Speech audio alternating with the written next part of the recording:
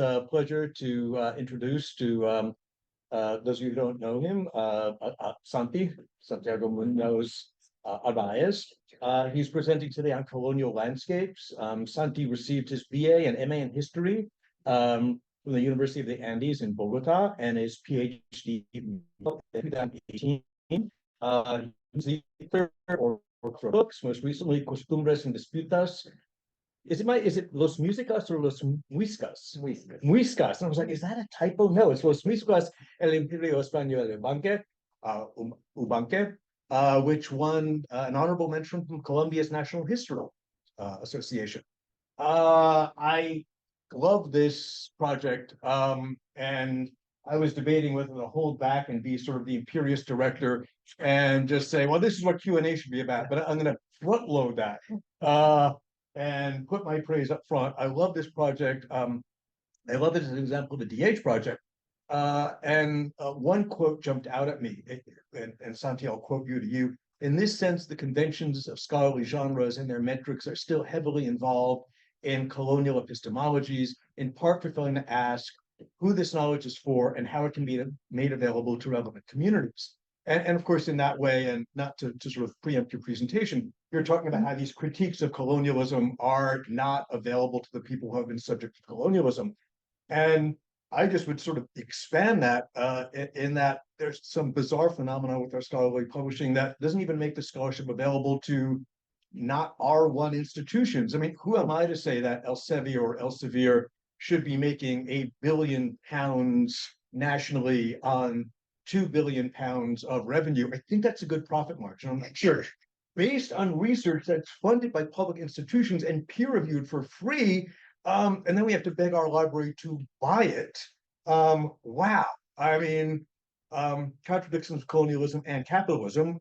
So what you're saying is even layered and more richer than what you're about to develop. And then I'm also struck by, and it's fun to have Adrian here, because I've used your work in my class on mapping, and there is a very rich bibliography on the history of cartography. They discovered Foucault, they did, a little bit later than other historians, but there are all these power knowledge critiques of maps. And guess what? You give them for undergraduates and it doesn't register. It really somehow doesn't click. But when I say, point them to your website and say, your final project should be some sliver of that. I mean, look at how he tells you what the cows really mean, okay?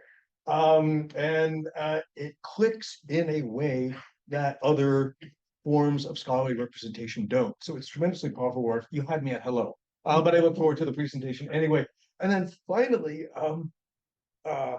to just, again, to tell you what Q&A should be about. There's a way in which we can critique sort of the underlying assumptions of the maps we make now. And I will very briefly rant. I mean, we all use Google Maps. And guess what? It's a really bad map.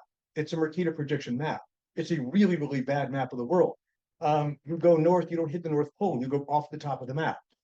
Greenland is 7 times, this is as big as Africa again. Right? And so it's not a map of the world. It's a map of where people drive. And it's totally embedded in a business model, and it doesn't make any sense outside of that. And Google knows that. That's why they do Google Earth. But Google Earth is for fun, for practically, because you're driving somewhere, the North Pole. Anyway, so that's rant is over. Santi, really look forward to your presentation. Thank you. Thanks so much, Mark, for that fabulous introduction. Thanks for the invitation. Alisa, Courtney, for working on this. Alex, Hidalgo, my great commentator, thanks for accepting the invitation. And of course, thanks everyone for being here. It's great to see so many people. So I'm gonna take a little bit more time than usual for my presentation because I wanna do 2 things. I wanna walk you through the digital project, through Colonial Landscapes, just to kind of give you a sense of what it does and how it does it. And then I wanted to briefly frame the text and talk a little bit about the goals of this text just before we passing to giving Alex the opportunity to comment. So, Colonial Landscapes is a digital, it's a website, it's a digital project that aims to just take a 17th century painting, this gorgeous painting, the best painting we have of the Bogota Savannah in all the colonial period. It takes it and it aims to teach how this landscape is far from natural. It's a result of a series of human processes that stem from the European invasion of the Americas. And so the prompt is this is a landscape that is not very different from what the Bogota Savannah looks like today. Just a bunch of cows, some sheep, some pigs, lots of grass, and some small towns, and well, now a very large city. But but it's overall the idea of this savannah. So it gives this idea of a landscape that hasn't really changed much in 5 centuries. And the idea is to take students and show them layer by layer how this picture actually shows the great changes that the landscapes of the Andes underwent after the arrival of the Spanish and with the colonization. To do that, I divided into four basic topics. The one is the first one, a painting of the savannah, is explaining what this painting is, why it exists. The second and the third one take elements that are very visible in the painting itself. The second one is about the villages for Indios, the pueblos de Indios, and the third one is about cattle and grasslands. And the final one is about a structuring principle of the map that's not quite visible, and is how it divides property. And so we have it took a long time to get to this navigation structure. That this was one of the great challenges of the project, how to tell a story where the map is a protagonist, where everything I'm doing is not the text is not dominating, but it's rather uh, in- helping students to hopefully ask something when they look at at the painting before they have the answers. And so what we resolved with the digital design team was that we would use a very simple question and answer format with a very layered response. So we ask here very basic questions like why was this map drawn? And then introduce here a brief response. And then we give the opportunity to the reader to access a fuller response and have access to more primary sources and have access to other explanations. So in this chapter, very briefly, what I do is show that I contextualize the map and show it's part of a process that the map is a hybrid between a painting and a legal document. It's introduced as a way of defining a lawsuit between that the prosecutor of the audiencia initiates against one of the wealthiest settlers of the Bogota Savannah, and it's going to define who is the owner of this very large territory that used to be the the ownership of the indigenous community of Bogota.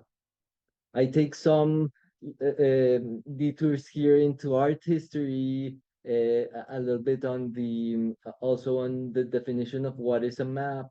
But the main theme of this first chapter is that through this legal process in which the map occupies an important role, this territory is ratified as the property of the family of Francisco Maldonado Mendoza. and it continues to be after this lawsuit in the hands of a very long lineage of well settlers that it becomes an entailed state that and the other generations eventually gain nobility titles, and even the first president of Colombia comes from this lineage. So the history of this map is tied to power. It's tied to the recognition of this territory as the property of a wealthy family. The second chapter takes us on to the concept of the Indios. What does it mean that the Muiscas were called Indios? How it introduces the idea of there being a specific type of spatial ordering for a specific type of people, right? There is these people they call the Indios, and they have a specific type of settlements that are the villages divide organized for them. And I wanted here to students to really get a sense of the differences between to get a sense of the idea of this different types of people that inhabited the America being brought together under this single stereotype. So I introduced the idea of the villages as as a civilization mechanism, as an evangelization mechanism, in which they wanted to introduce a new form of spatial ordering in which indigenous peoples lived around chapels in a very specific type of spatial organization as a way to change. So space here works as a mechanism of resocialization, of changing cultural behaviors and cultural beliefs. Um, I introduced briefly how this is a radical change from the way indigenous peoples had inhabited the environment before then. We have very subtle evidence of this in the painting. This is the Cercado Viejo del Cacique. That's where the old palisade of the cacique was. And that we've mentioned gives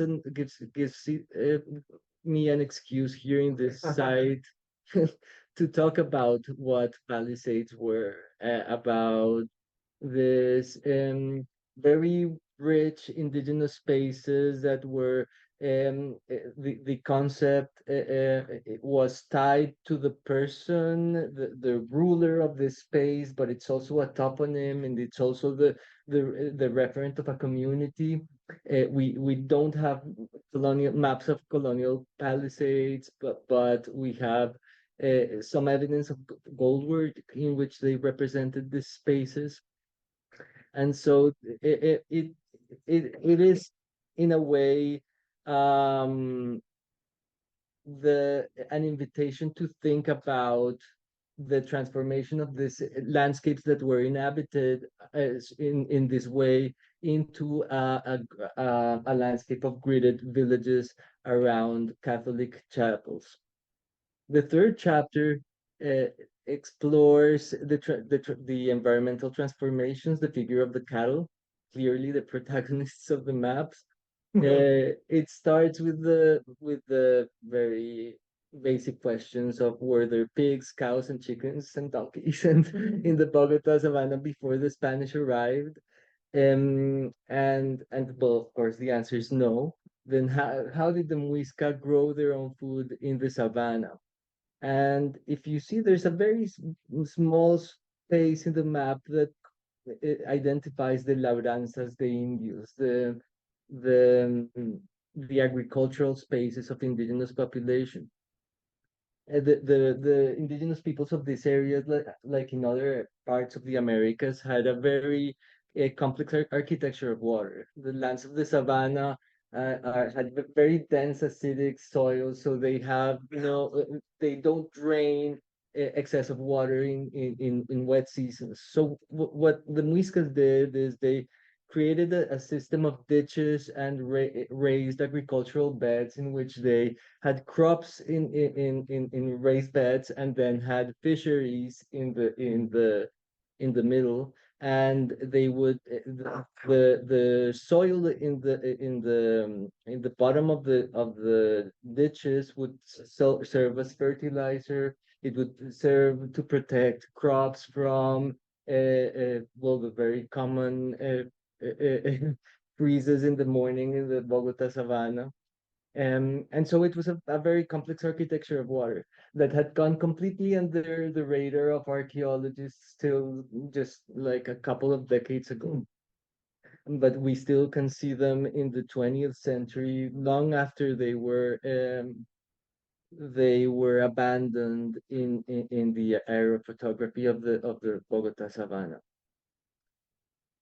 So the idea is to show that these are two economic and ecological models that are, in some ways colliding. The pastoralism of the Spaniards need flat grasslands, indigenous croplands really depend on this undulating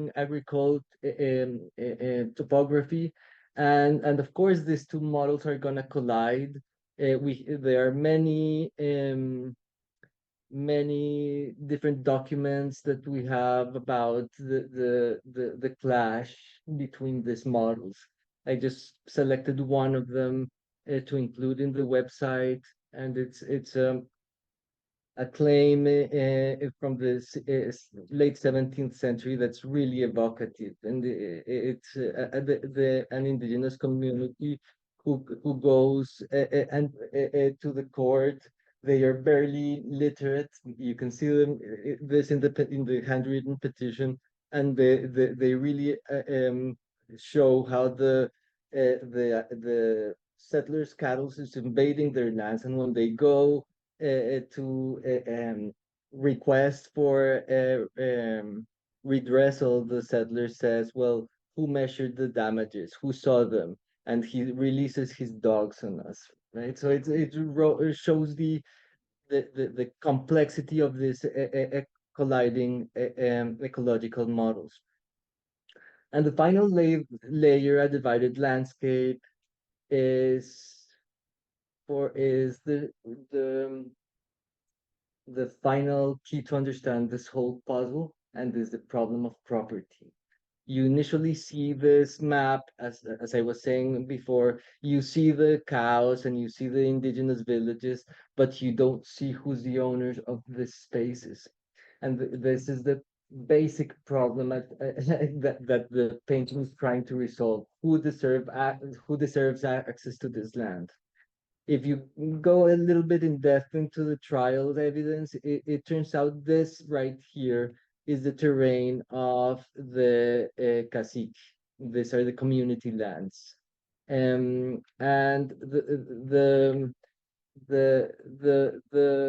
while these are all considered estates, haciendas, this division of the land stems from a very concrete reform that took place in 1593, a couple of decades before the painting was drawn, that creates a legal figure. It's called the resguardos. It'd be something like the reservations. And it's a very a small terrain. It's a terrain that is um, given by the king for the possession of the indigenous community. So if you're a Spanish settler, you have an hacienda, you have a state, the land is yours. You can do whatever you want with this state. It's your property. The resguardo is not property; it's possession. You have, because you're a community, you are given. The king gives you the right to access a small plot of land that you have for your preservation, but you cannot sell it, you cannot trade it. The community keeps it, and it's technically the king's property. So this is the spatial framework of that, how that worked. This is a resguardo theoretically, and in the middle it would have a village, a pueblo. That's the spatial composition of this new order. Now, so the way this works is the resguardo is defined, and now the previous property, the terrains that were surrounding the resguardo that were previously for the indigenous community now become the king's lands, and they can sell these lands to any settler that bids for them. This is called the composiciones de tierras. So at the same time, this legal reform that introduces this new property framework, they create a new position for an administrator, the corregidor de naturales, and this administrator was a micromanager of indigenous communities. The encomendero was assigned with the task um, of assigning community labor to neighboring haciendas. So even if those terrains are no longer of the indigenous communities need to work in them, provide their labor, and now they are going to be paid in cash in a rate that the corregidor also defines. So the corregidor is going to define where they work, how much need to get paid. He's going to deal with the encomenderos and with the settlers to receive the payment for himself by himself, and then the earnings are gonna be placed in a cover just like this, and one key is gonna remain in the hands of the corregidor, another key is gonna remain in the hands of the doctrinero, the priest, and the final key is gonna be for the cacique himself. So this gives you a sense of um, a transformation in the not only the property regime but also in the labor retirement and the way the community's economy is gonna work. Um, so uh, there are many interpretations about the composiciones. The way I think it works in the case of the Muisca is as an expropriation and dispossession period. It's a so I see this beautiful painting as a very violent painting in its own ways, and that's the way I conclude the site. Though then, because some people ask me to go beyond the 16th century, which I usually don't feel comfortable doing. I added a longer history of these lands over time. And if we look at it from the perspective, from the long run, the resguardos become not only this instrument for this possession, but they afterwards become the symbol of native autonomy. The resguardos are their own land, and it becomes part of a series of privileges that indigenous communities now have, and they struggle to maintain in a more in new waves of dispossession.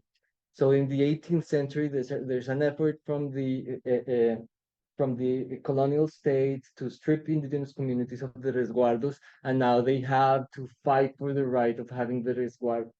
In the 19th century, is now the republic that says, well, these are all liberal citizens; they can't have their own lands, and indigenous communities are gonna fight for the right of having these resguardos. So in the long run, the resguardos have a this meaning of ethnic revitalization that goes all the way to the 20th century with the political constitutions of 1981. So that's the digital project. It's taking one painting and trying to thoroughly explain it. It includes other types of navigation, including geolocalization, a satellite view, trying to ex to a collection of primary sources, and very importantly, in the Spanish website, section for teachers that has ways in which teachers from different grades can use this as a teaching tool in Colombia. So we can talk more about this teaching guides later. Um, as we as we published this version of the digital project, we realized that a lot of the public schools we wanted to get to in rural areas in Latin America don't have access to digital technologies. So we were talking to teachers and they told us, well, there's one computer for the school and it's usually completely busy with classes for informatics. So you can try to sell this as building informatics skills if you want it to be used there. And we realized that it was important to go beyond the digital means here and try to make this back into an analog project. And so that's the process we're in now. We're trying to use the same layered structure of navigation that made sense for the digital technologies. We're trying to make it back into a book. That's the process we're in right now. This sample of that. And so, just to conclude, the idea of this text came of this small article or think piece, and came from two sides, I guess. One of them was here in the department talking to colleagues. So I've been realizing the importance of writing about this project, what it entails, what's been done, and why we're doing them, explaining the rationale as a way of trying to get some shift in the way we are being also evaluated in our careers and in terms of our contributions. But also because Alex Hidalgo and Ryan Kashanipur were organizing a colloquium on pedagogy in colonial Latin America, how we're teaching colonialism, and trying to also make visible that our contributions to teaching and pedagogy are also scholarly contributions.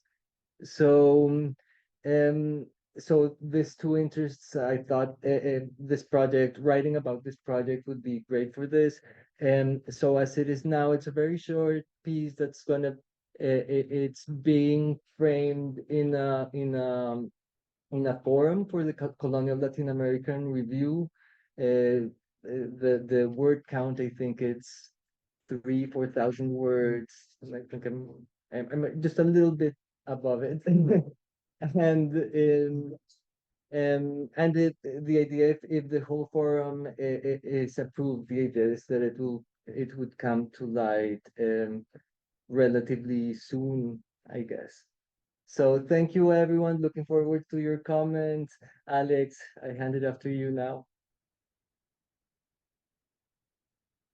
Thank you, Santiago. Thank you, everyone. I'm delighted to return to the Institute, this time as a respondent to Santiago's ambitious manuscript on the centrality of digital humanities, public history, and teaching to advance our knowledge of colonial Latin America. And I'm just curious, everyone can hear me okay? Yes? Awesome, thank you. Wonderful, I'll continue. So from the start, this article sets the tone for a new type of conversation in academic writing, one that pushes us to think about the role of scholarship beyond the constricted spaces in which we traditionally dwell. Santiago uses the theme of unteaching, a pedagogical tool that also serves as an important metaphor that seeks to undo generations of learning tied to colonial ideas and practices. Reflecting critically on colonialism, proposes Santiago, not only entails asking what colonialism is or how it works, but how we should teach it, or rather, how we can use scholarly research to unteach it. The essay does several things very well. It effectively analyzes and describes the colonial landscapes initiative from conception to execution. Santiago, I found your discussion of the layers of collaboration with a range of specialists required to launch such a venture useful for readers to consider just how many people form part of a digital project. In addition, browsing through the site and following the different pathways from top to bottom and from left to right allowed me to better understand your comment about exploring new forms of storytelling. A traditional monograph or peer-reviewed article, for instance, would never allow the inclusion of so many textual and visual sources, including chronicles, laws, maps, religious illustrations, material artifacts, and paintings that you use to contextualize the 1614 map of Bogota. But for a digital project of this nature, the format lends itself nicely to creatively assemble original records that new audiences are unlikely to know. The project also contributes to a rich and diverse body of literature centered on historical cartography, spatial practices, and legal culture. Just one generation ago, most scholars studying colonial Latin America viewed maps as transparent, albeit curious, objects that help to support textual information provided by printed and manuscript sources. Scholarship from the past 30 years has demonstrated just how far-reaching a role mapping and spatial thinking played in describing, delineating, and negotiating resources, as well as social, cultural, and territorial boundaries. Colonial Landscapes forms part of this body of work, offering a bilingual annotation in Spanish and English of a rare 1614 manuscript map. Santiago's work draws attention to several unsavory realities we often neglect or refuse to address in formal academic writing. The fact that public-facing scholarship is not valued in the same way as monographs and peer-reviewed articles in academic journals. The crisis in the humanities and how it shapes scholarship. And the perils of writing for small audiences and the primacy of publishing in English language journals. I have to say, I picked out the same quote that Mark did at the beginning of his introductory remarks. The conventions of scholarly genres and their metrics, you observe, are still heavily involved in colonialist epistemologies, in part for failing to ask who this knowledge is for and how it can be made available to relevant communities. Softening and transforming these rigid structures to allow for the participation of a wider audience forms part of this manuscript's appeal to academics like me who wish to see more engagement by scholars to reframe for audiences what it means to learn about Latin America's colonial past. In my remaining minutes, I'd like to center my comments on the subject of unteaching. As I read the manuscript, I found myself curious about the parameters you applied to analyze what needs to be untaught. On page 7, for example, you say the first step of unteaching colonialism is to denaturalize it. You assert that people might recognize colonial violence in elements prevalent in the savannah today, such as the overwhelming presence of cows and fences, or the spatial structure of rural villages. This type of reflection is what I believe offers a first step toward unteaching colonialism. It means denaturalizing it. My question was, does denaturalizing mean in this context understanding the historical roots of material goods and animals? Or does it mean gaining access to tools such as the 1614 map to create a connection with the past through an original source? Expanding and contextualizing here will help sharpen this concept. Along similar lines, you propose that the painting illustrates the transformations of indigenous homelands into colonial landscapes, a process with riveting social and ecological consequences. I don't disagree. I do wonder, however, if this would be a good opportunity to also reflect a bit more on the notion of unteaching. One assumes general readers do not realize the effects of colonialism on land tenure in Latin America, and that they don't think of why a landscape painting from the 17th century reflects such dramatic ecological change. Or perhaps the presence of cattle and fences you mentioned endow landscapes with an aura of permanence that most people see as part of an unchanging tradition in the countryside. Either way, it appears to me this represents an opportunity to delve a bit deeper into the types of things that need to be untaught and how the Colonial Landscapes Project helps provide a rich new narrative. Since this is also a piece about teaching, I'm curious if there are methodological and disciplinary lessons for us as professors which need to be unlearned. I'm thinking here about the possibility of making a stronger connection between the past and the present, specifically with the landscape's relevance to our current ecological condition. Climate change shapes many new questions, but I often wonder whether, as a guild, we are too timid in the classroom with the way that we connect the issues of the present to relevant colonial themes. In this case, I'm thinking about the spread of epidemics across the Atlantic, the consequences of natural disasters, the destruction of rainforests, mine depletion, and overgrazing. For many historians, making these sorts of comparisons is inappropriate because it reduces the past to modern values and concepts that leads to cultural bias.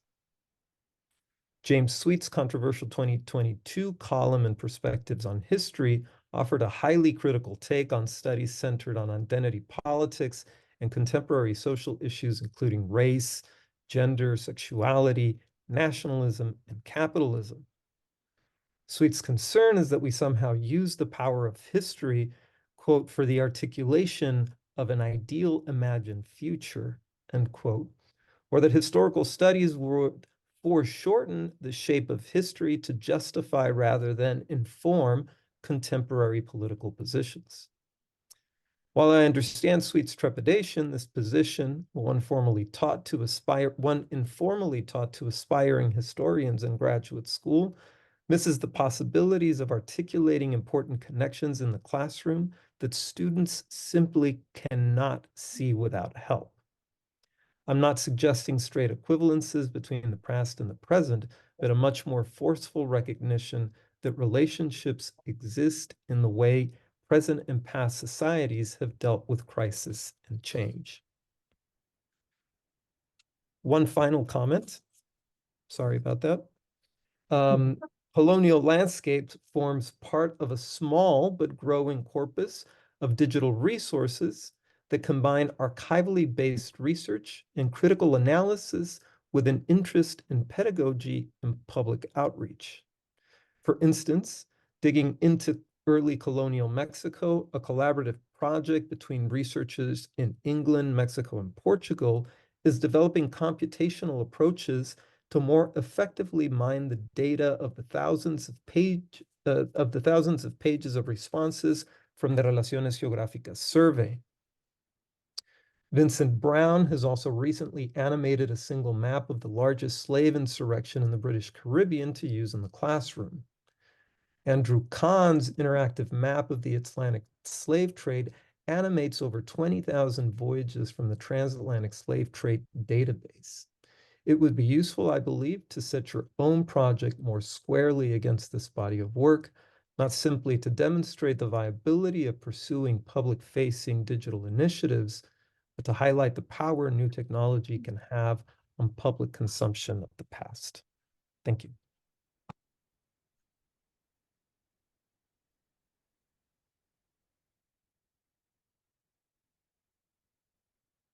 Thank you so much, Alex, for those fascinating points. I'm wondering if we should open up and then I could get a chance of. However you like. Do you want to handle a few questions and address them all at once? Yeah, I think let's open up. Okay. Or do we have anyone in chat? I didn't see any. Okay. Yes, I have two questions. The first one is about the map itself.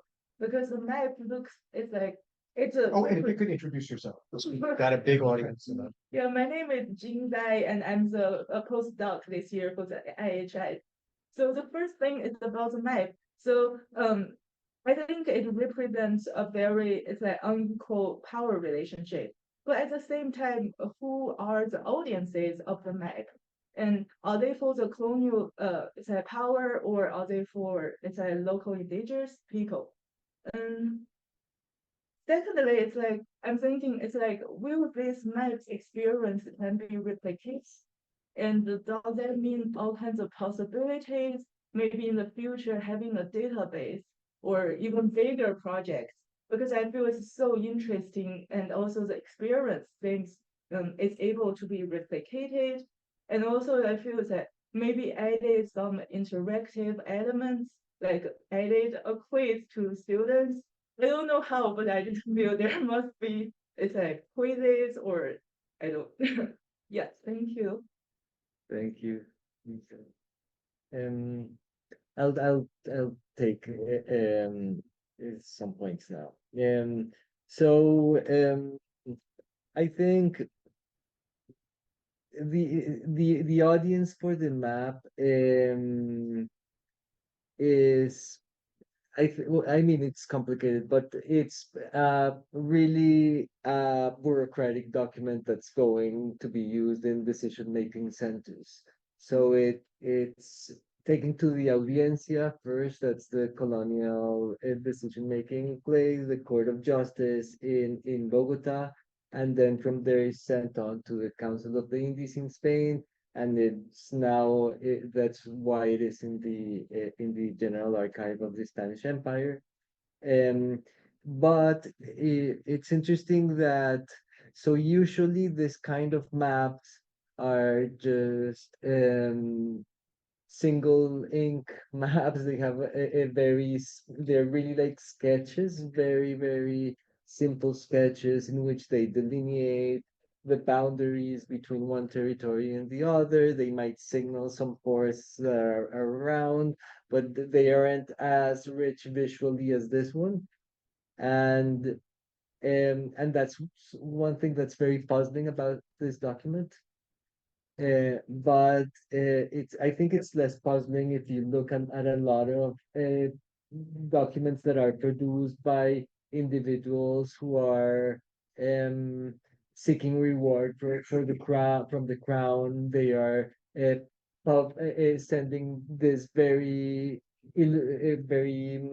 beautiful illustrated documents to the king, and they are very invested in creating these documents in ways that magnify their stature, right? So I think the audience is still with the crown, but it's embellished just because they wanted to reflect their status.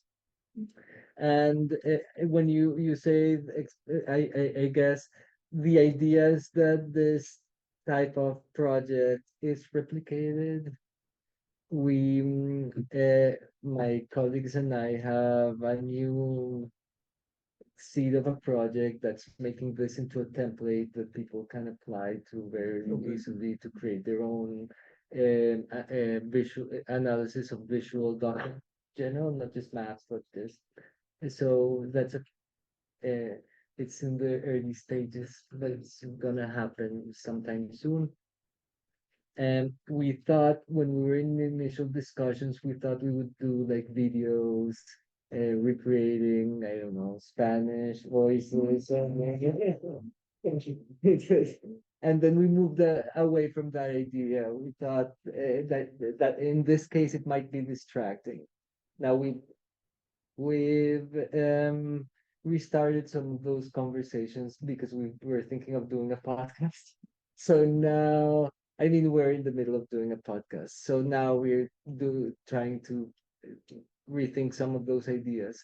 But yeah, the decision there, it's tied to what Alex was saying of storytelling, new forms of storytelling. You want to use a new media, um, but you can't get too happy with all new media. in ways that you combine them and end up being distracting rather than making your point. Um, it was finding the storytelling mechanism, um, was really finding like kind of an internal logic to the system. And we felt if we moved to apart from that, it would distract the reader. It wouldn't really help. So yeah, I think that works very well for other projects. I didn't think at the end it would do well here, including all those different strategies, but maybe in the future. And and I think Alex, you raised some actual excellent questions about well the pedagogy of colonialism and about what on teaching colonialism means.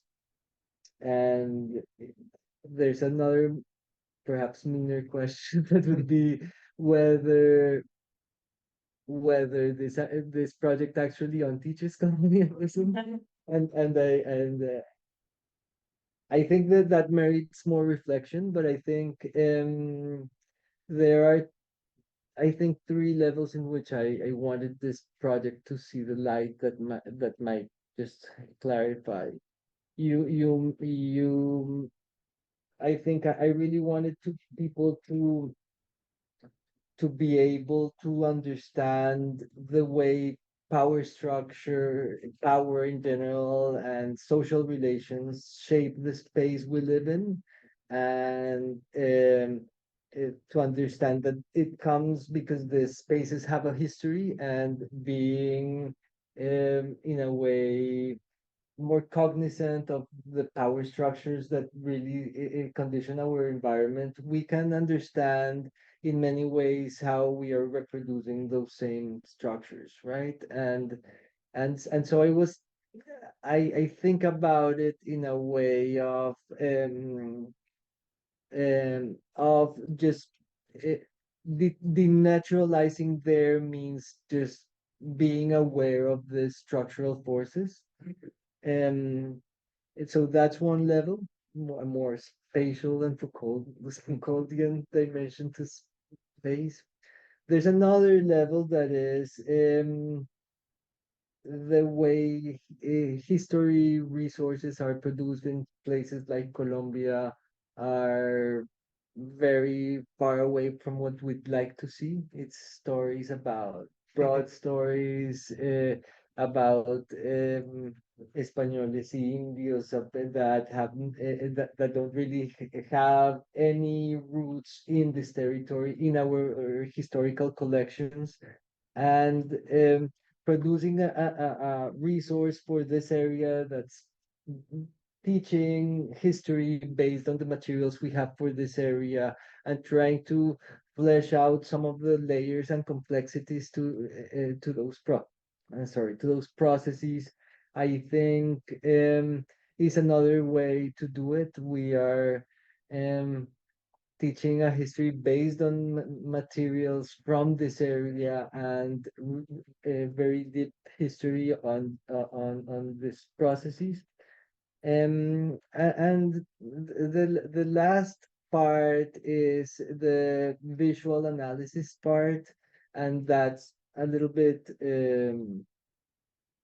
harder to know if it's achieved for me.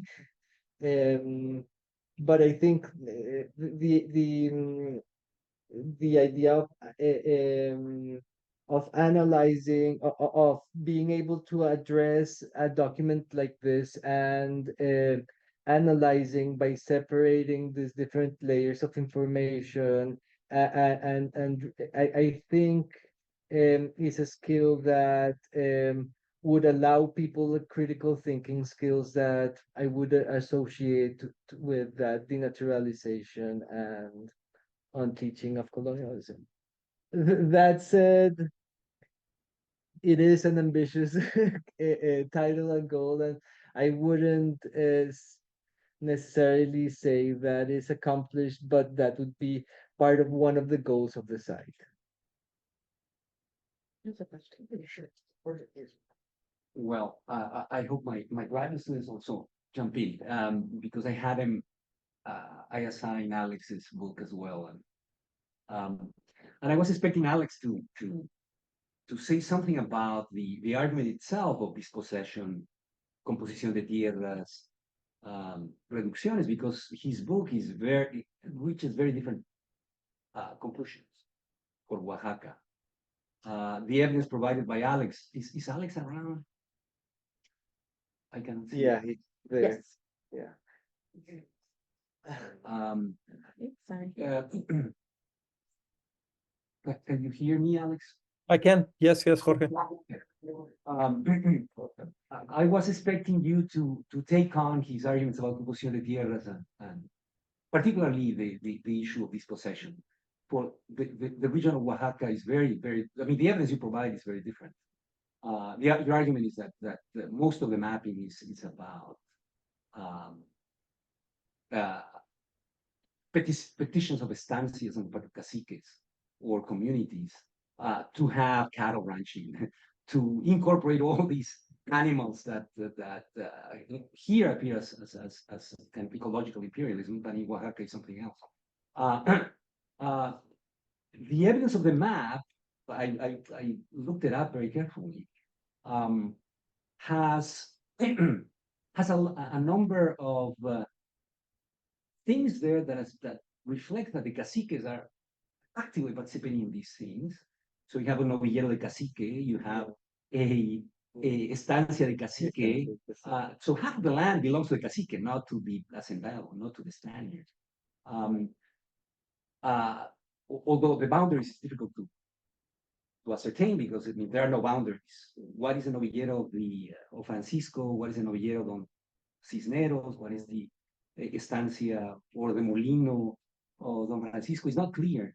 But the issue of unteaching colonialism, and this is my question: if you take this map to Colombia, nobody would be surprised at all.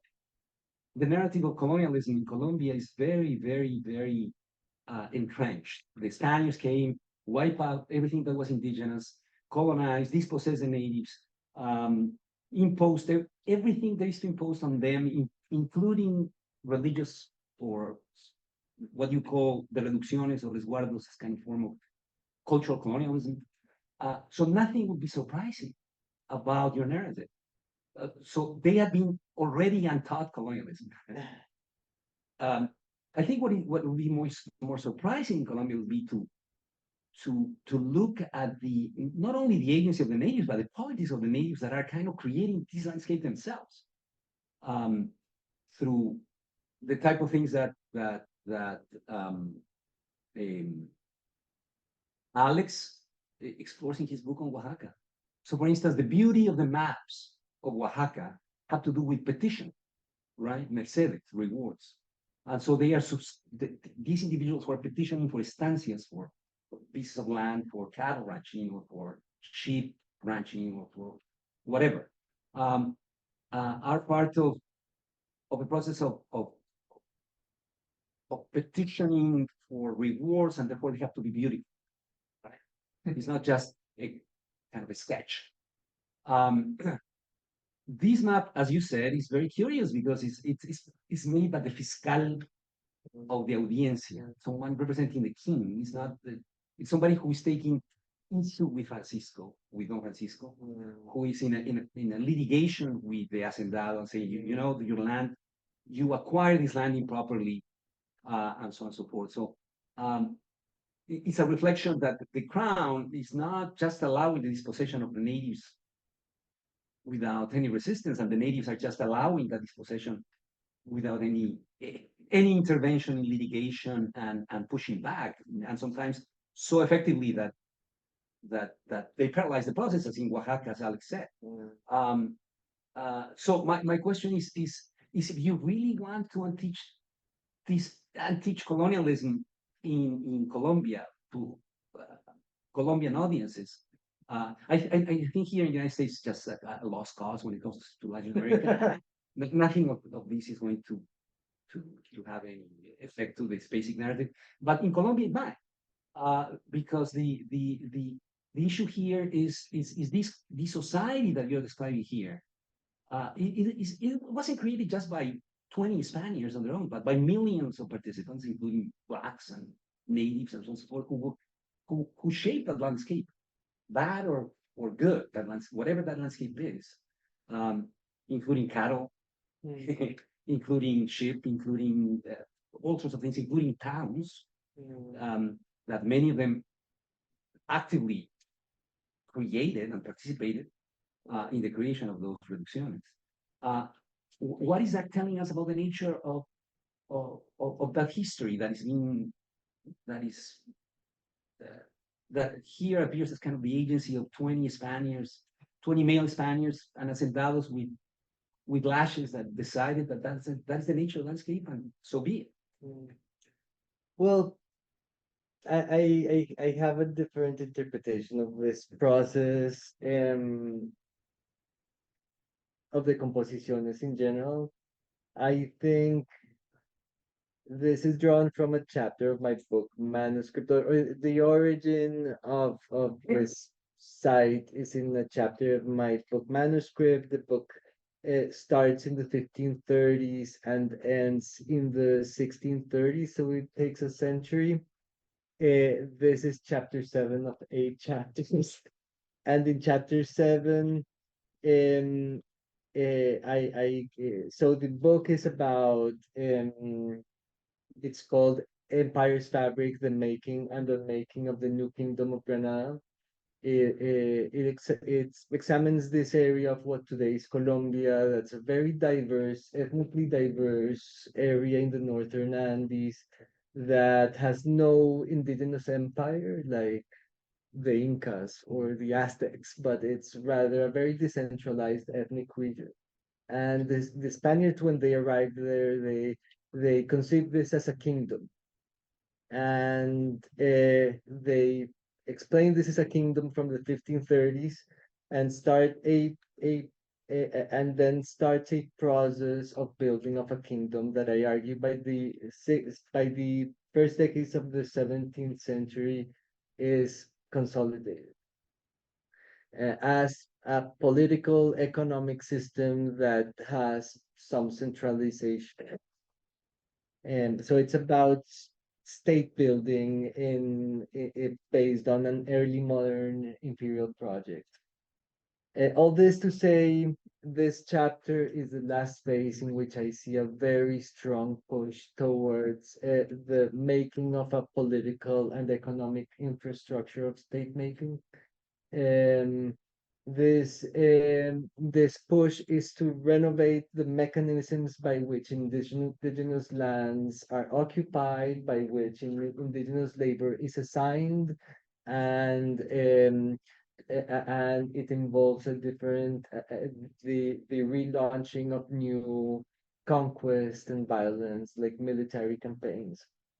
So it's a very harsh stage of the making of colonial institutions. This is to say, of course, some caciques have pigs, they have cattle. There are here in this territory, there are runaway communities that indigenous communities that live in other parts of the of Maldonado's hacienda. There's a more complex panorama of political interventions, and there's a hybrid indigenous economy. I didn't. Those of you who might have read the website, I do point to that the indigenous peoples have cattle. They have developed new textiles out of sheep. They are appropriating these animals and are developing new economies.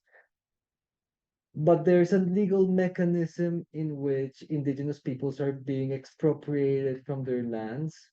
The Cercado del Cacique, their palisade, the site of the central control, this was the palisade of El Zipa, those of you who are Colombians, this is or who know Muisca history, the SIPA is the greatest indigenous power in this area, and it's now a section of a terrain that's owned by Maldonado Mendoza. The territory that Maldonado y Mendoza has, it's part, it's more than 10 times the territory of the chiefs and of the communities resguardo. So it's not a mild panorama of 50-50. The rationale they discuss this, officials visitadores, they discuss how much land we need to assign to indigenous communities. And they calculate that the minimum an indigenous person, meaning an indigenous family, needs to live is 1.5 hectares, right? Or acres, I don't know, hectares. And they are assigning that the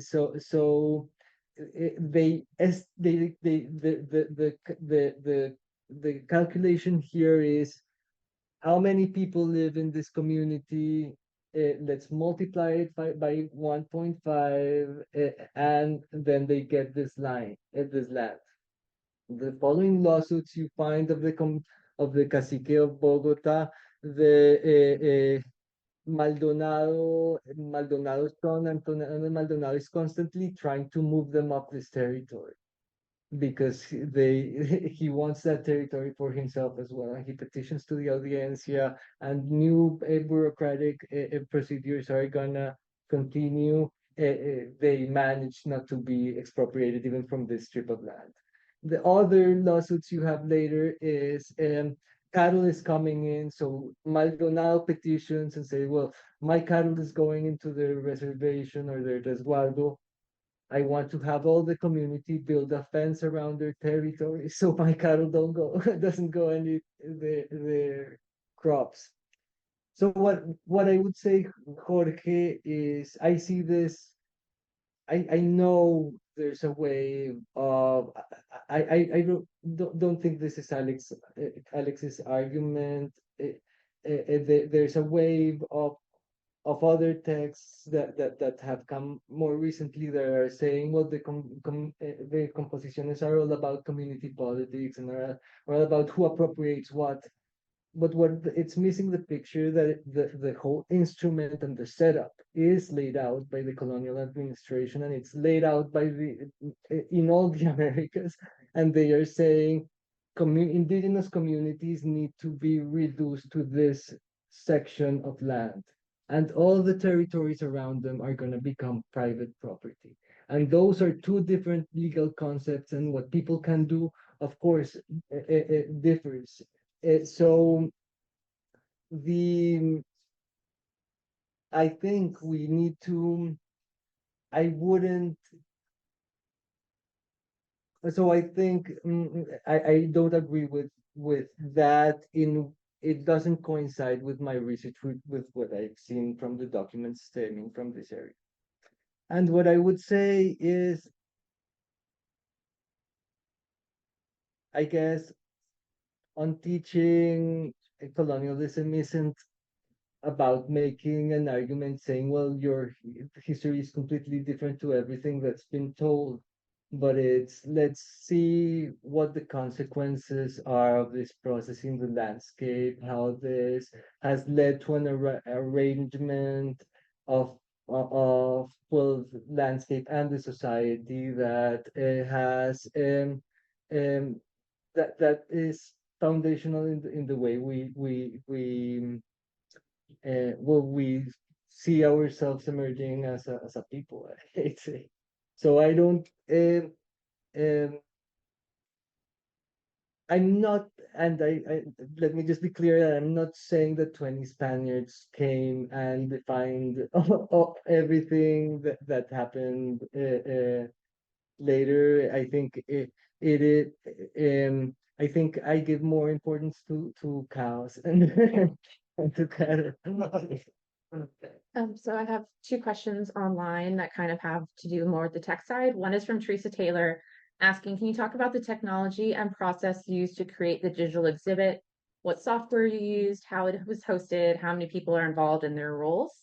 And then from Juliette Levy, Associate Professor of Latin American History at UC Riverside, she asked, or she said she's very interested in outreach possibilities. Are you considering adapting this extraordinary visualization and digital project for mobile devices? I understand there'd be a resolution loss and the interactivity would need to be revised, but it would make it easier to use in spaces where access to computers and desktops is restrained. Let me chime in there and then very briefly, Santi, you mentioned in your remarks that, well, first, what you have in this site is a wonderful freedom to wander but not get lost. And you mentioned that you didn't come across that easily. And there are many examples of it. Not so all that effort shows. So, while you were addressing these questions, if you could very briefly, touch some of the blind alleys, how you got there and how you helped to port it and save people that same trial and error process, because it's very easy to be directionless and overly guided. It's the balance you hit here that's makes us so rewarding. Thanks so much for all these wonderful questions. So about the platform, let's start there. It's so this all was a very long quest and involved many different people, and we tried different strategies. So we ended up going with static websites. We use Jekyll here.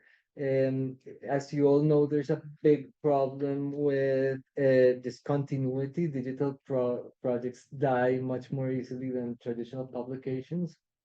And static websites have the benefit that they are just much more easy to maintain. They are in some cases hosted freely by GitHub. Yes. We could talk budget because I did this a large part of this when I didn't have almost no research funds, and so we needed to do it in a very inexpensive way, and so Jekyll was wonderful, and we mixed in a series of open source software and tools. So to create the exhibit, we used Wax that was just had been very recently launched, and we used visualization from we used geographic information systems and then just extrapolated and created images and then used that incorporated that. So there are a bunch of digital tools that work there, that are integrated, and we worked with so it was the core of the work was done by Adelaida Avila. She was back then she graduated from the undergrad in history at Los Andes, and she took a seminar with the first seminar I took on Atlantic history in Los Andes,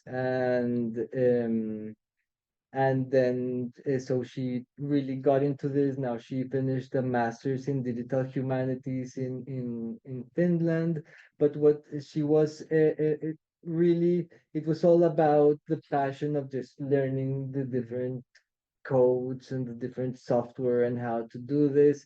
And we drew on a wide range of collaborators who pointed us in the direction of different platforms and tools. So Juan Cobo, Jairo Melo, Catalina Holguin. I mean, it's a very wide network of people who just pointed us in the direction of different tools. And Adelaida mostly just committed to learning the coding languages, and she did all that part. So as we were in this, I'm trying to combine the different questions into one answer.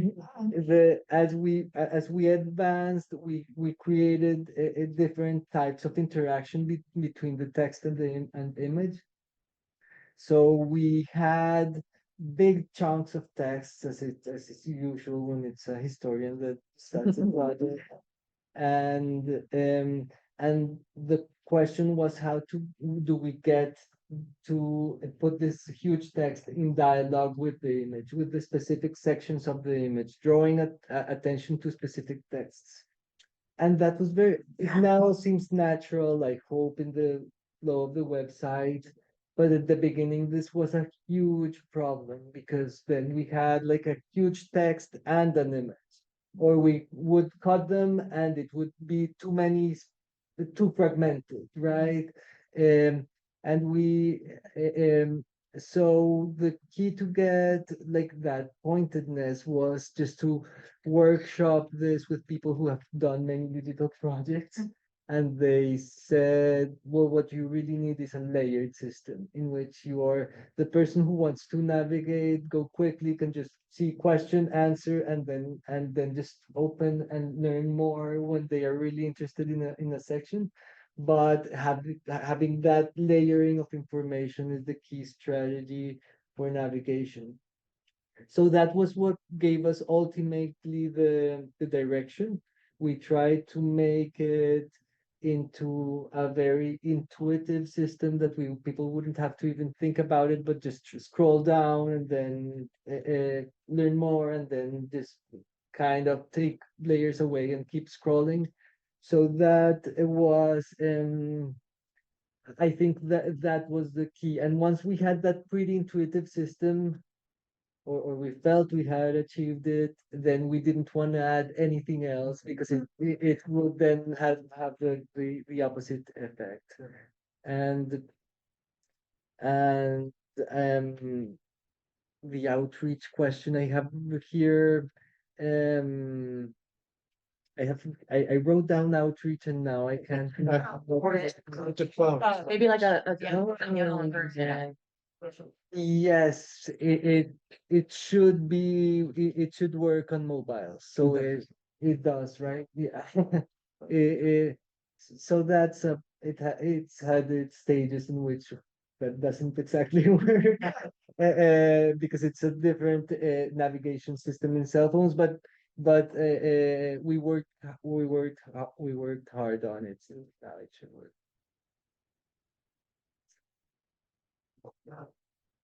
I can kind of build on that. I first would like to say it's really an interesting project. I'm so glad to learn more about it today. But you mentioned funding, and I was going to ask you about the logistical side of all of this, especially because you say that to develop a public history project like this, we have to do things differently, or we have to, overcome certain obstacles, including seeking funding and partnerships in non-traditional venues. So what is your experience with this project doing that? And especially thinking about maybe, I don't know if this is the right word, but marketing it to different audiences, because we think all the time about digital projects having to be marketed to the academic world and prove that they do important things. But we also have to market them to the broader community if we want to seek community funding or boards of education or things that you're doing. So do you have any things you can share about that? Yes, I do. It's complicated. So the first thing we did, we wanted to reach high school students. And the first problem we found is that in Colombia, the curriculum says colonial history is taught like in third grade. And and um and so we had to go through the whole of the history curriculum according to the Ministry of Education in Colombia to see where they tried to build skills or dealt with topics that we might think we could fit into with some adjustment. And so that we did that. The first thing is, if not, no high school teacher or no middle school teacher would teach it because it's what they need to show they're doing, right? And so that took a lot of work just to going through the curriculum and just adjusting it.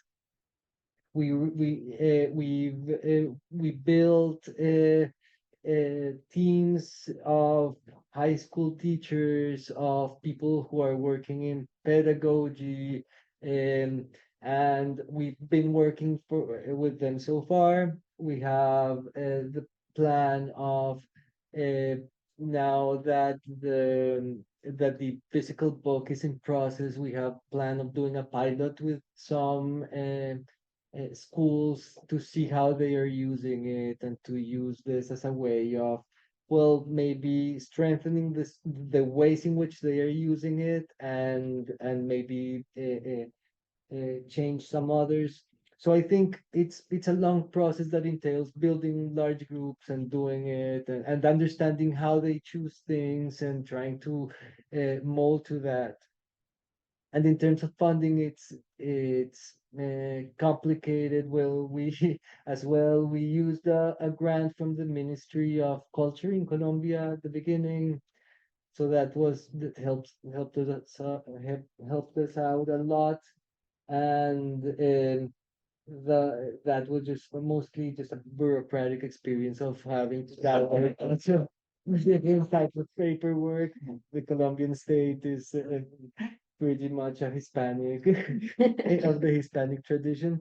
Um, so so yeah, that I would say it's just, and whenever you are collaborating with such a different with so different groups of people, and with so many skills around, you just really need to be, I would say, very unselfish and try to not impose your own ideas. And if they are trying to cut things that might be your favorite, and it makes sense to cut them and always, so that's what I would say about collaboration. Thank you so much, Santiago. I've been thinking about the classroom. You said like there's only one computer, right? And so what would it look like to not to create more work for you, but what would it look like to take something like this and make it into a board game, or even something like, I'm thinking of like, do you know the dartboard that's magnetic?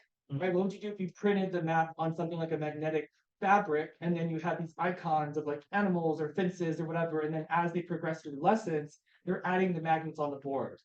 And right, if you do that, then you can kind of think about what Jorge was saying about what about native resistance or native infrastructure, native technologies, right? Those can also be icons, so that the way to unlearn colonialism is to unlearn colonialism as progress. That's the only way to progress is through colonialism, right? So just thinking about like, how do you take this project that's already super well structured on a digital platform to an analog third grade classroom? That's a great point, and I would love to show you the some of the materials. So our book, our physical book is not actually a book. It's a series of booklets that look like this, with the layered navigation system, but they are separate booklets that are in a box, and it has each primary source is a separate element in that box, and it's kind of these are like cards that you can use to create a mini exhibition, for instance. And another element of the box is a big textile, like map, the map printed in a textile, in a washable material, and you could use map markers and then just wash it off. And so you would have all these elements: the markers, the cards, the booklets, the map in cloth, and then would have the teaching guides that are designed in two types. One for the teacher to have a teaching guide, and then one cards for the students to do their own activity that tell them. Yeah. So that's it. How's the book being received in school? Sorry? How's the box being received in school? The box doesn't exist yet. Gotta be So- amazing. Yeah. It's a virtually great reception. Yeah. It's a funding problem, I'm guessing. Yeah, yeah, it's approved. It went through peer review in the Colonial Los Andes in Colombia.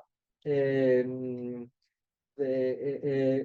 Grupo de Energía de Bogotá, the Bogotá Energy Corporation, they wanted to fund it, but apparently it's complicated just because of bureaucratic problems.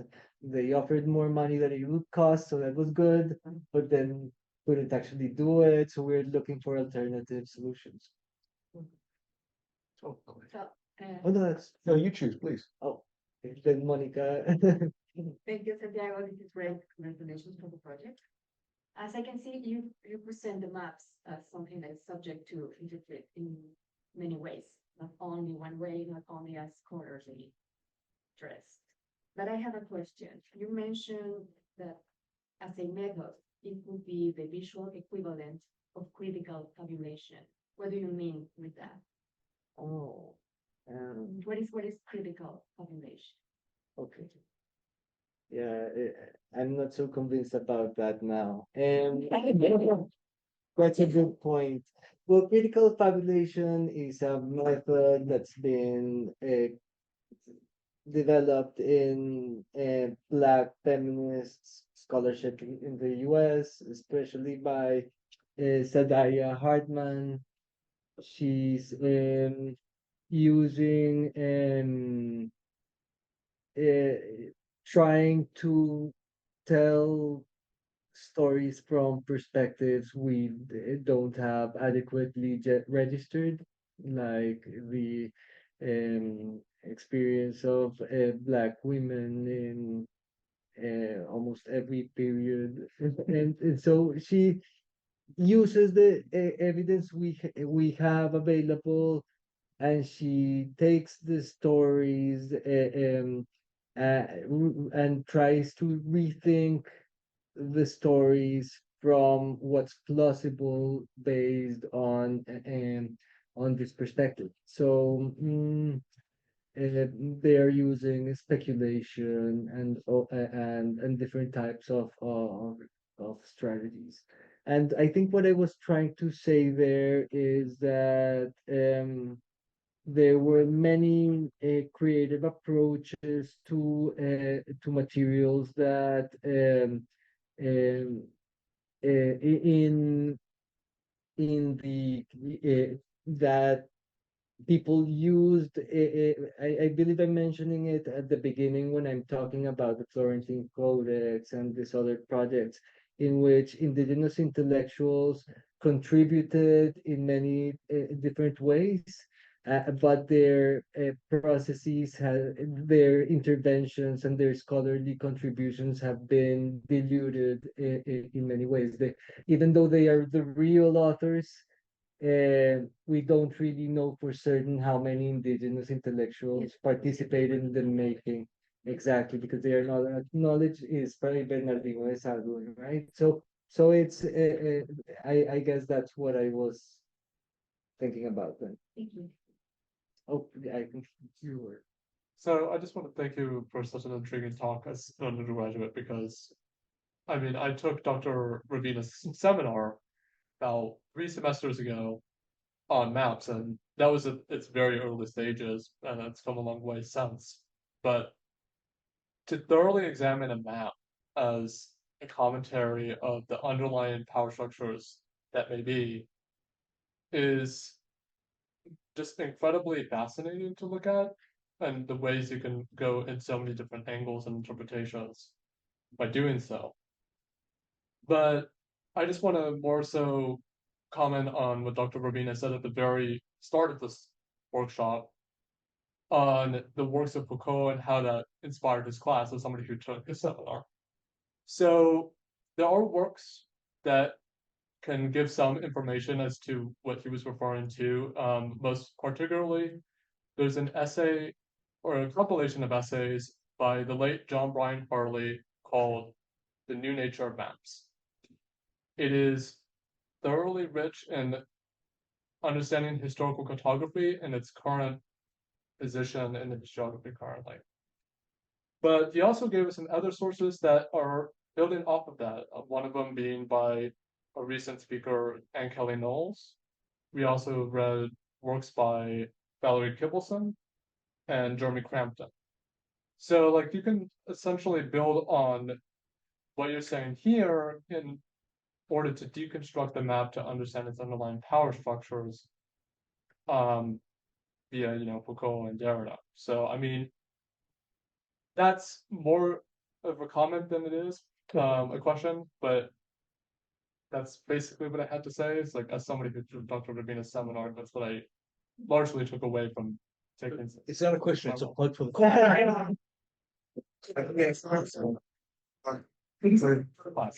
Rob, you brought. I didn't call on him. I noticed. It's also very inspiring to me as well because I had worked on a map project for the class, but I also took a look at a map very similar to this one. It's very beautifully drawn and illustrated. And while I touched the very surface of what the map was showing, I feel like now with this workshop, but also my current growing knowledge of the history of Uruguay, that the map can be easily extrapolated in a very similar way to this project right here. So I think it's very admirable what you're doing, and the idea to make a template for various other maps and visual sources. So thank you. Okay, thanks. I think you had your hand up. I was gonna ask, my name's Xander Batson, just finished at Yale, so yes, your email. My question was along the lines of what Jorge asked, which was, so you've done a great job showing us like how the map shows these colonial realities, visions of empire from the Spanish perspective, and what they've done, transform the landscape.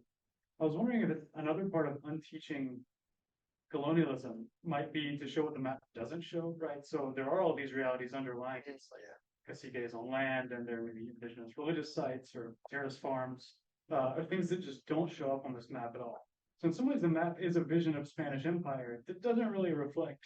I mean, in some ways it does, as you've told us, as your book talks about. But in other ways, it doesn't reflect the reality on the ground. And I'm wondering if unteaching empire is also telling us, not only what the map shows, but what it erases. It doesn't show us.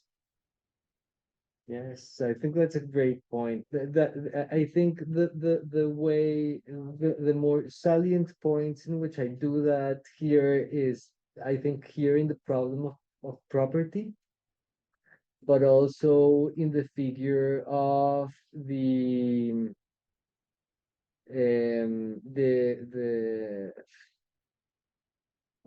Cercado del Cacique, the place, the old palisade of the cacique, the place that is now a little hut and is evidence of all this space that wasn't part of the spatial There reality. must be more that are not even. Yeah. Because the Spanish don't think they're actually part of the real world, or whatever you would say. Yeah, really interesting. Well, indigenous maps do show many of these things, right? This is a map produced by We don't have any map of a cercado in Colombia. And no, I understand, but in these litigations, there are maps produced by indigenous communities. Oh yeah. And do they show other stuff that is not, like in Oaxaca, for instance, you can see things that otherwise you cannot see. Not really. I'd love to if I had more documents, but we don't have.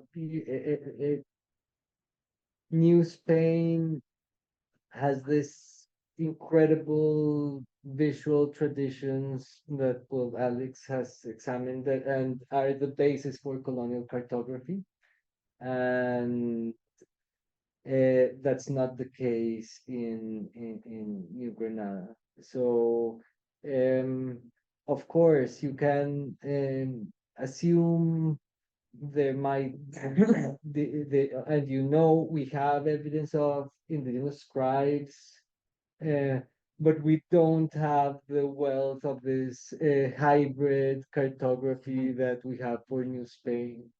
And I think I don't think anywhere else in the Americas is as vibrant as it is in New Spain. I love this project, Santiago, and I'm so happy you showed it to us. One of the things I was thinking about as you were going through it is asking potentially for another layer that may or may not already be there. But I was thinking, is there a way where that you could actually add a layer about Indigenous language? So we don't have a lot of visuals, but is there a sort of record of the language where, you know, what did Indigenous people call the cows or such? So when you were going through and talking about the, you know, when you're layering and moving to the cows, could you add that different layer that would kind of assist you in your primary endeavor of unteaching or sort of decolonizing? Yeah. Well, that's a great point. I'm gonna think about it thoroughly. The Muisca is a dead language, unfortunately, but we do have wonderful 17th century dictionaries, and I think I it could work. Well, a very basic question. So when does the project start and when is it gonna end? When is it gonna end? That's the joy of these DH projects. This is so incredible. Because we sort of think of the internet as you can have so many different resources. The other thing you can do is you can just dig deeper and deeper, and you can peel off layer, you can add on layers and that sort of thing. And I think that's what the article doesn't quite do. It doesn't quite make legible the enormous amount of work that went into it. You don't even say, like, it started in 2012 and, you know, we did this, and other people ask questions about this. So, you know, we need a better sense of all the detours that you took, all the different design choices, the failures, you know. And there needs to be something about, you know, what's so incredible about DH projects is they don't fit with conventional quality projects. They don't have an endpoint because they start and then you can keep on adding to them. And maybe you do have an endpoint. Maybe you think that 2026, that's all going to come to that's the joy of these, that they keep on living and they keep on evolving. And I think that's what needs to come into here, because when you publish about DH projects, you have to make them legible and you have to make the enormous amount of work visible to someone who's reading it. And I don't think that's quite there. So even a simple thing to start, you know, when did it start and how do you imagine it ending? Because it's quite an important question for the design of the whole project. So thanks. I have that exact question. It was a problem of the goals of the paper and our forum, wasn't it, Alex? I had a much longer piece that was describing all this and then showing how painstaking it was. And then the way it became a forum for the Colonial Latin American Review is less in the sense of documenting this experience of creating the project and more in the sense of doing a provocative piece around pedagogy in Latin American history. And so the editor told us it needed to be shorter than it was, that it needed to be more pointed towards that contribution, hence the more maybe the critical population and the on teaching and the right. It was trying to engage, think through the implications that this might have for that specific audience of this journal. But I kept those parts separately to do a different piece for a more digital humanities audience. The project started, I think it was 2017, and it moved on, and we had the first betas in 2020. Redesigned it. I think launched again a beta into 2021. Then kept working on it. Then released a beta of the English language version, and now are on the. I think we're close to the more less beta English language version, and but then now the book project and the podcast, and so I hope there's an end to this. maybe that's the point, that there isn't Yeah. actually end to it. And that is, you know, that it is just gonna dig deeper and find new ways and new technologies and that kind of thing. I think the template would be a good wrap up place to wrap up. The last thing we can do is just releasing this and have an intuitive template people can use to create different products. If you want, well, we end at 1:30, but we've got more questions, so I'm not gonna jump, but so. If you're here for credit, you can go now, but. So I'm actually stay as long as you think we've got food. Santi, if you wanna. Just a little question is talking about what is writing in the map. Then somewhere you speak about the camellones, I don't know how you pronounce it. Yeah. Then are there in any map or I don't know. Are they drawn in maps? Colonial maps? Yes, This is the only map I've seen them represented in. because it's written on the side of one of the. Yes, and that's the path. Okay. When it says Camelloon, so they call the roads were also raised beds so they wouldn't flood. And the mention to the Camelloon in the map is it's a road. And then we have this trace here in the indigenous agricultural site. Otherwise, I haven't found it in any 16th century map. The image in the book or the booklets where you have Chinampa. That's Is that critical fabulation? yeah, that's critical fabulation. Yeah, exactly. Oh yeah, that's the part where we used it. Yeah, it's kind of trying to reconstruct based on the evidence we have. Yeah. Yeah, we hired an artist for that. That looks very Mexica. I see. Yeah. Yeah. Thank you all so much. Thank you, everyone. Thank you, Santi. That was great. Thank you.